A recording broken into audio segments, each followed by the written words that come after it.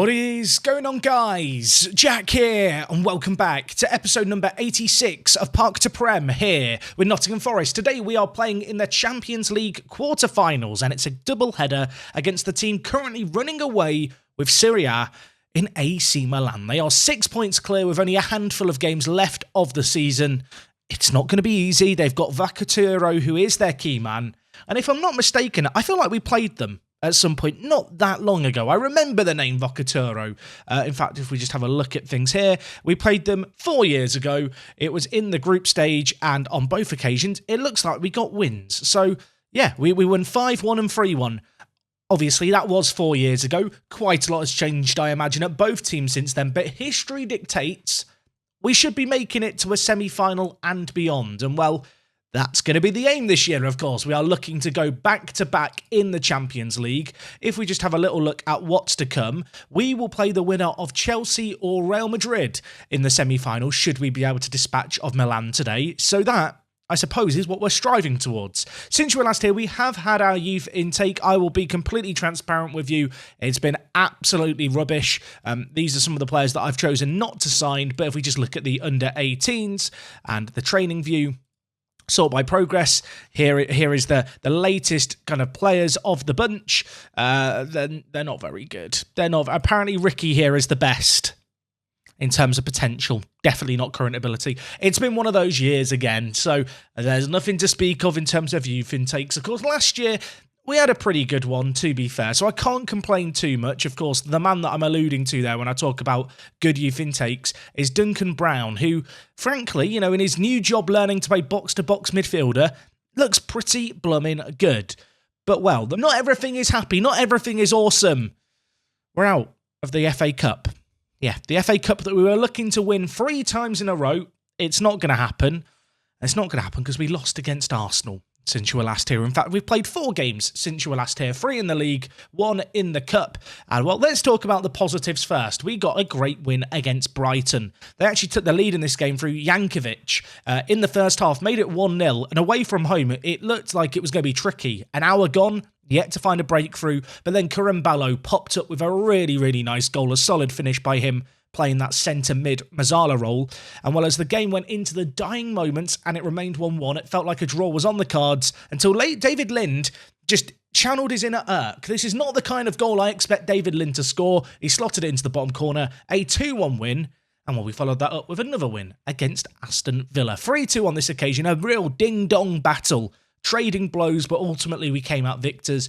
And I thought that would set us up nicely for this game against Arsenal. And to be honest, this game against Arsenal, it was just one of those days where we didn't turn up. Tarasov, new signing this year, 5.9. Good to see him turn up in the big game.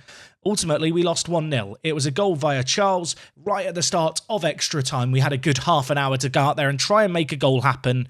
As you can see from the XG story, didn't create nearly enough in this game.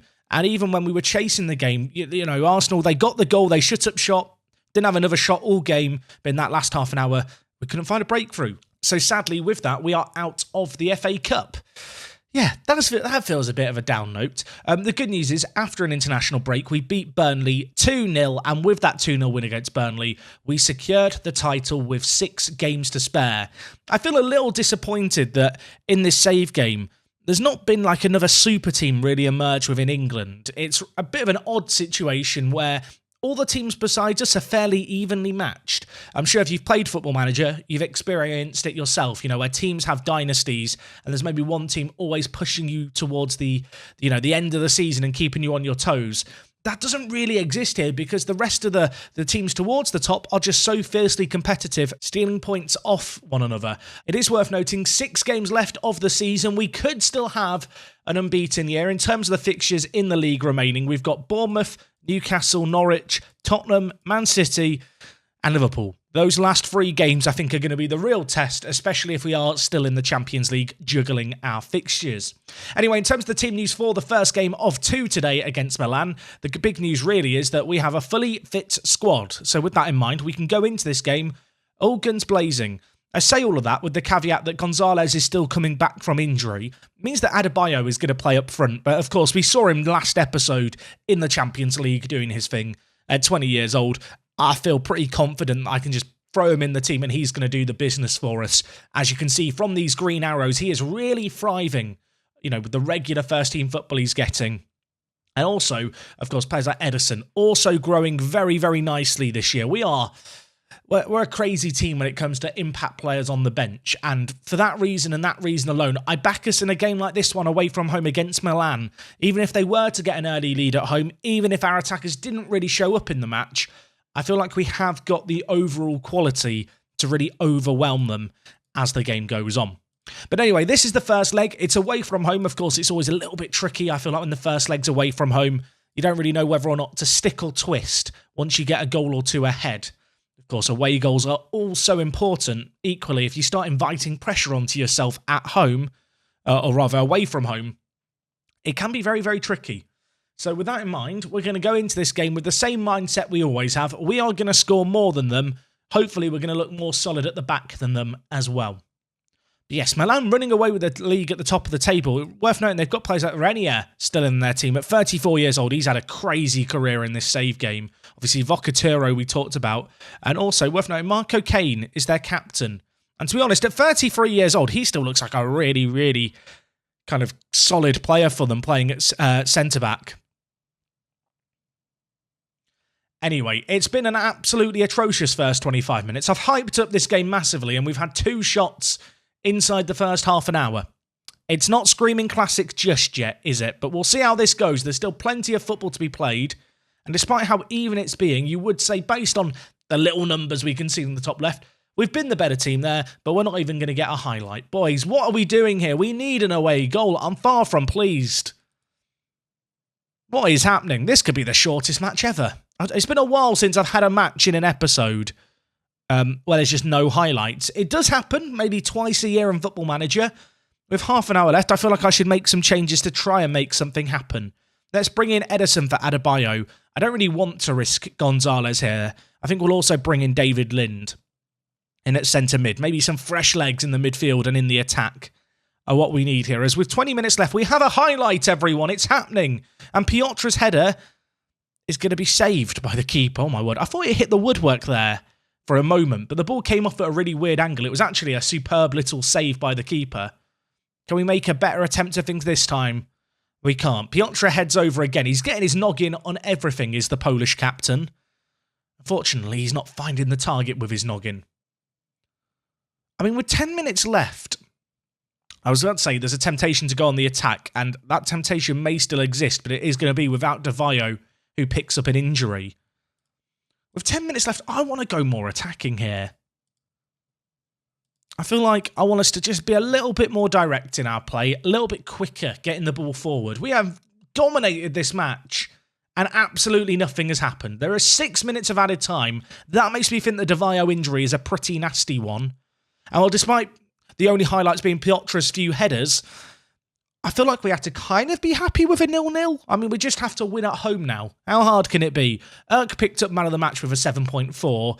It was that kind of game. That was absolutely atrocious by both teams. No entertainment value on display. I'm going to lie to the players and tell them I'm happy because I know they'll react well to that. I can't remember a more underwhelming match than that one. Devayo out for 5 to 6 weeks. That's what we want to see. That probably is going to bring Poyana into the fray, or perhaps even Edison out onto the right-hand side, with Erk then going to inverted winger out on the left. That may well be what I end up doing. I mean, when you look at that as a front line, it's still pretty blooming good. I feel like we missed Gonzalez in that game, though. We didn't really have any killer instinct. We didn't have any super clear-cut opportunities that the game even deemed us worth viewing. Anyway, looking ahead, the second leg against Milan at home is in 6 days' time. I've got a Bournemouth game in the meantime. We don't give a Scooby-Doo about that. The league is won.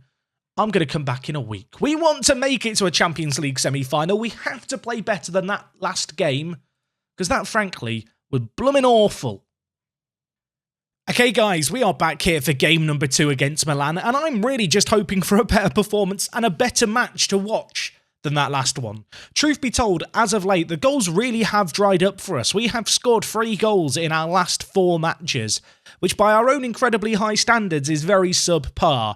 I suppose the silver lining there is we have kept 3 clean sheets in those 4 games, but ultimately, going into this game against Milan, it feels unlikely we're going to see another 0-0, and with away goals being a factor, we just kind of need to win this on the night. I mean, when I look at the team, when I look at the squad, I back us to do just that. We have the quality. Unfortunately, it is going to be without Devayo. And elsewhere, Gonzalez, you can see here, had a fitness test. Only fit for 45 minutes. So there is a real part of me that thinks maybe I have to start Adebayo in this game again. It was a bit disappointing in the previous fixture, but given how he did perform, obviously, when we took on Barcelona previously in the Champions League, I feel like I have to give him the nod. Of course, Edison is coming in with the injury to Devayo. That then shifts Erk out onto the left-hand side, a position he played for the longest time. So not too much of a worry there. Elsewhere, I've been so underwhelmed with Tarasov as of late. They're going into this game. I'm bringing the old boy back. David Lind is going in. I'm just wondering if I want to play him as an advanced playmaker or as a deep-lying playmaker. Of course, back in the day, he was our regular kind of deep-lying playmaker. But Tarasov this year has come in and played advanced playmaker. And to be fair, when you look at David Lind, he can do both roles really, really well. He's got the physicals, to be honest, to do either.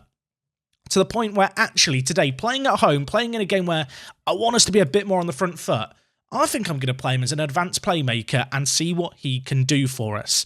Elsewhere in the team, of course, with the exception of Gonzalez and Devayo, it's very much a full-strength team where we're not forced to make too many changes. We did play a game that I kind of alluded to before in midweek. It was against Bournemouth. We won it 1-0. Adebayo scored on off the bench in that one.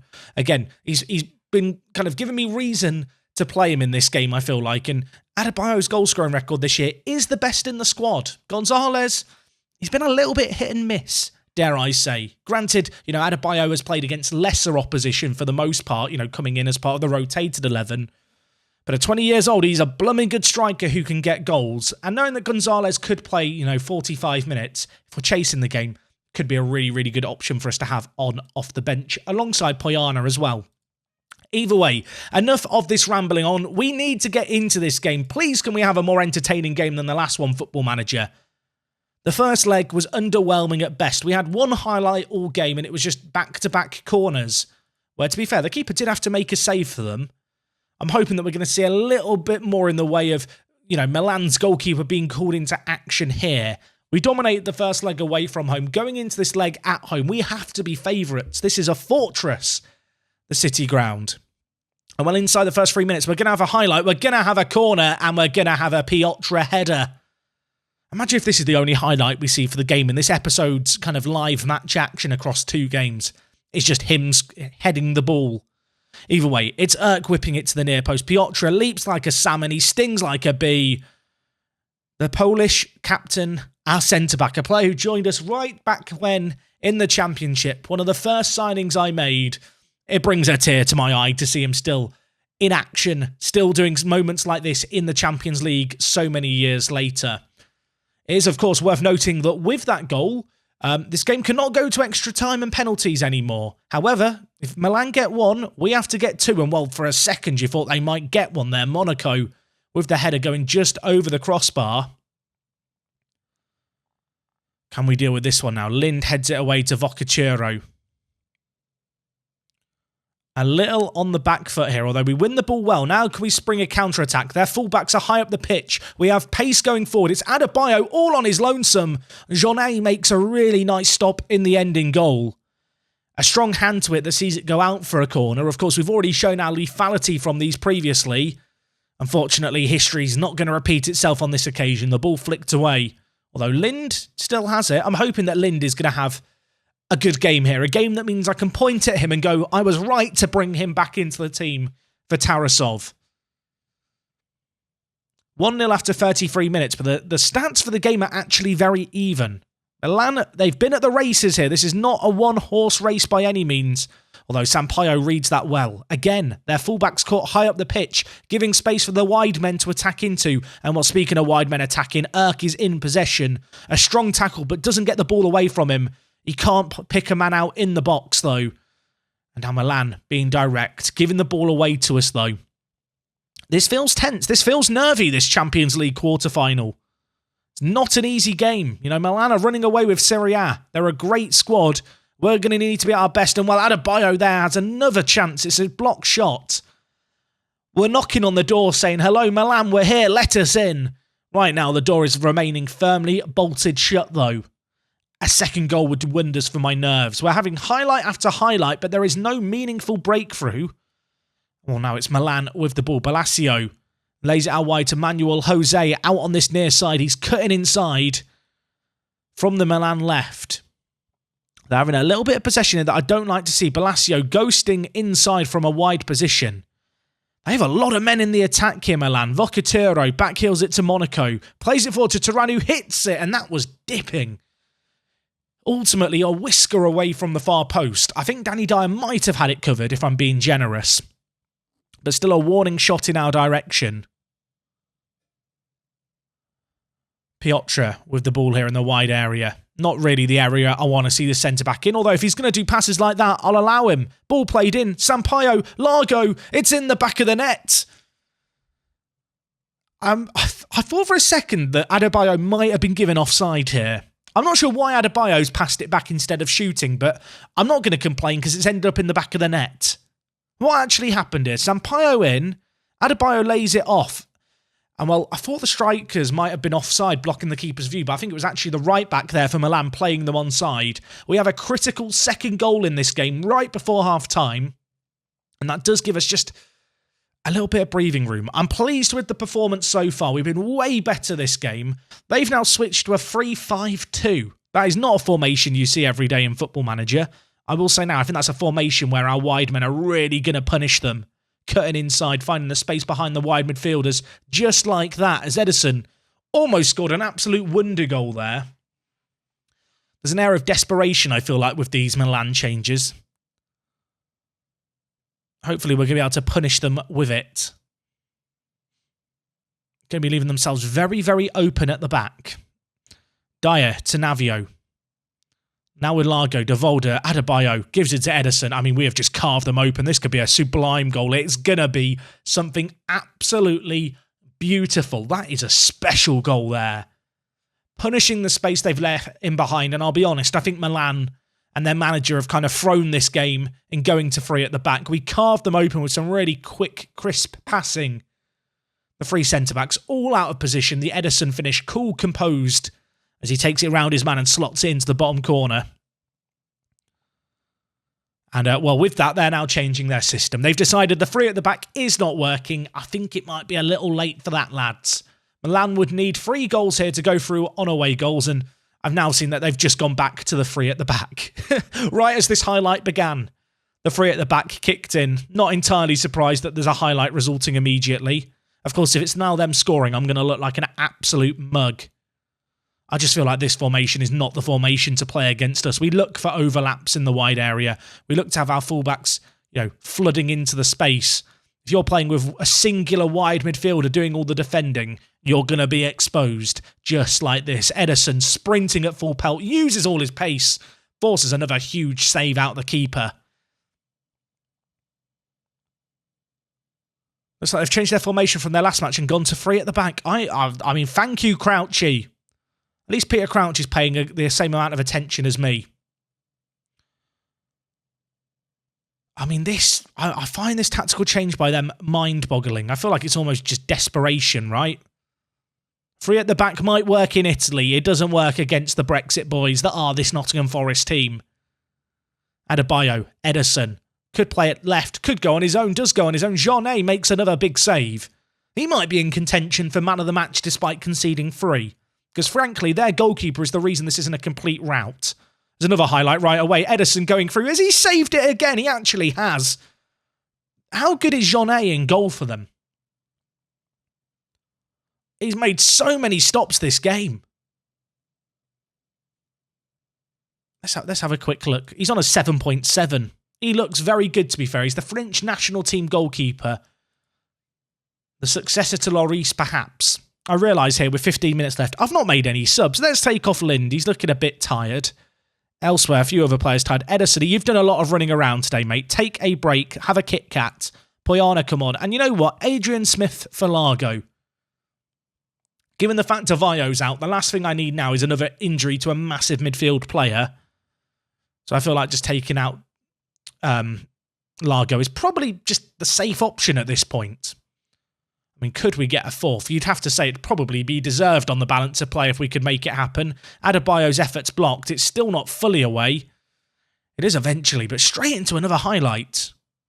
I mean, I feel like we're compensating for the lack of highlights last game. If anything here, this has been rampant from us. We've looked so good. It's been like a attack versus defence training drill almost, as Poyana's effort is heroically blocked with a huge sliding tackle. What a crazy game this has been. So many highlights, attack after attack after attack. It has been relentless. It's not often you look at a game that's 3-0 and go, they're probably lucky that it's only 3. 3 minutes of added time, though. And I think that is going to be that. A convincing win here in the Champions League semi-final. We deserve that and some more. Urk was superb. He ended up on an 8.3. And I don't really know how to describe that other than rampant. You can see elsewhere Real Madrid beat Chelsea after extra time. That does mean that in the semi-finals of the Champions League, we are going to be taking on Real Madrid, which will be coming your way very, very soon. And by soon, I mean in the next episode, which if we just look ahead, is in a matter of games time. It's going to be big. It's going to be scary. 2 weeks to relax, 2 weeks to recharge. We're looking to defend our Champions League crown. If we can perform as we did in that last game, we have a pretty good chance. Elsewhere in the other kind of quarterfinals, if you were wondering, we have got, if we just have a look here, this is previous years I'm looking at here. If we look at the quarterfinals, PSG look like they can knock out Tottenham, and Monaco actually currently have the lead over United. I think that would be a little bit of a shock if neither of those English teams made it through. We could be in a situation where we go from having the possibility of 4 English teams in the semi-finals to having just ourselves. I mean, hopefully there'll be a bit of English representation. But as for our semi-final, we know who we're taking on. It's familiar territory. The first leg is going to be at home. It's going to be important we play as well as we did against Milan there if we want to stand any chance. And well, until then, I am going to go and relax. Breathe a collective sigh of relief after that first leg. We were not good in that game. The second leg, so much better. Maybe, just maybe, we can do the back-to-back. Only 3 games away now. Anyway, folks, that's going to wrap up today's episode from me. We will be back again soon. I appreciate the support as always. This will go be all from me today. It's me, Jack, and I will talk to you guys in a bit. I'm out.